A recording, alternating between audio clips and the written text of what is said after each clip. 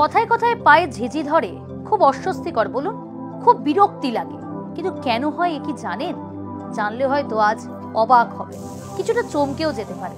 আজ আপনাদের জানাবো যে ঝিঝি ধরার কারণ কি, এর পিছনে কি কোনো বড় রোগের ইঙ্গিত, কোনো বড় রোগের ইঙ্গিত কি দেয় ঝিঝি ধরা? সমস্ত কিছুই জানবেন আজকের এই ভিডিও দেখে।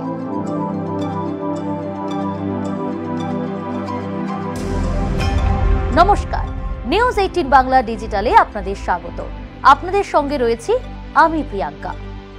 সাময়িক যে অসাড় অনুভূতি হয় পায়ে, সেটিকেই সাধারণত ঝিঝি ধরা বলা হয়ে থাকে। বিজ্ঞানের ভাষায় একে বলে টেম্পোরারি প্যারাস্থেসিয়া, ইংরেজিতে এটিকে বলে পেনস অ্যান্ড নিডলস। মানবদেহের সর্বত্র অসংখ্য স্নায়ু রয়েছে। এই স্নায়ুগুলি মস্তিষ্ক এবং দেহের অন্যান্য অংশের মধ্যে তথ্য আদান প্রদান করে।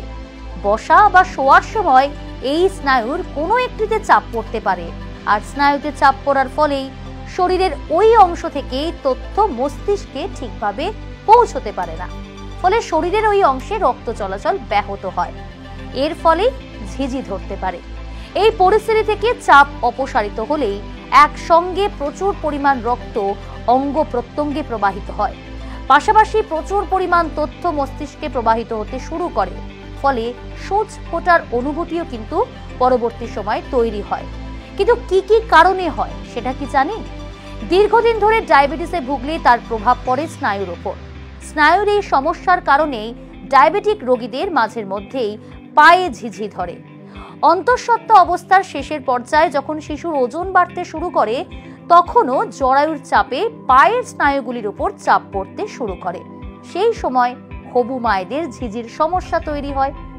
আবার ভিটামিন B1 ও B12 এর প্রভাবে সারা শরীরে স্নায়ুগুলি ঠিকমতো কাজ করে থাকে। শরীরে যদি এই ভিটামিনগুলির ঘাটতি হয়, সেক্ষেত্রেও ঝিঝি ধরার সমস্যা বেড়ে যায়। যাদের থাইরয়েড রয়েছে, হাইপোথাইরয়েডিজমের ক্ষেত্রে, অর্থাৎ যখন শরীরে থাইরয়েড গ্রন্থি ঠিকমতো থাইরয়েড হরমোন ক্ষরণ করতে পারে না, তখনও কিন্তু হাতে পায়ে ঝিঝি ধরে। অতিরিক্ত মদ্যপান যারা করে, সেই মদ্যপান করার ফলেও কিন্তু অ্যালকোহলিক নিউরোপ্যাথির সমস্যা শুরু হয় কারোর। এই রোগে কেন্দ্রীয় স্নায়ুতন্ত্রের ব্যাপক ক্ষতি হয়। এই রোগীদেরও ঘন ঘন হাতে পায়ে ঝিঝি ধরে।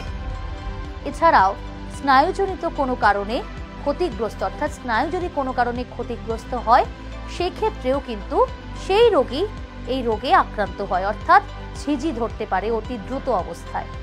এই অবস্থায় রোগীর হাতে ও পায়ে ঝিঝি ধরে ও 3 ফোঁটার মতোই যন্ত্রণা শুরু হয়।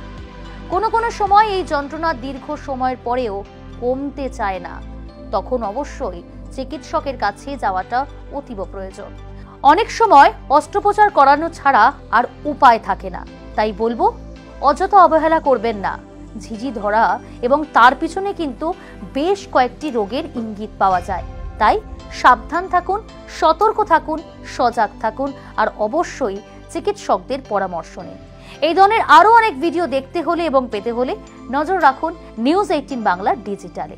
আর হ্যাঁ, কেমন লাগলো আজকের এই কন্টেন্ট অবশ্যই কমেন্ট করে জানাবেন।